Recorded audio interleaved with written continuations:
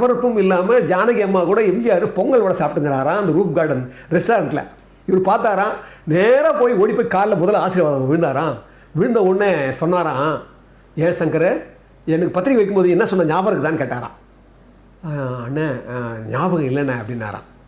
சார்னு சொன்னாராம். இல்லை சார் ஞாபகம் இல்லை அப்படின்னாராம்.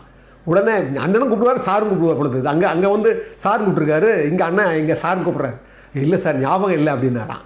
உடனே அவர் சொல்கிறாராம், நீ பத்திரிக்கை வைக்கும்போது நான் கல்யாணம் எங்கள் சொந்தக்காரங்களுக்குள்ளேயே வைக்க போகிறேன்னு சொன்னியா இல்லையா? ஆமாண்ணே இப்போ தான் ஞாபகம் வருது. அப்படி தான் சொன்னேன். அப்போ நான் உனக்கு சொந்தம் இல்லையா அப்படின்னாராம் எம்ஜிஆர். அதாவது சிரிச்சுட்டே சொன்னாராம், அப்போ நான் உனக்கு சொந்தம் இல்லையான்னாராம் பாருங்கள். அப்படியே சங்கர் ராவ் தாரையாக அப்படியே அழுக வந்துருச்சான்.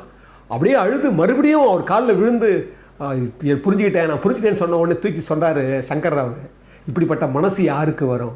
இப்படிப்பட்ட அந்த வார்த்தை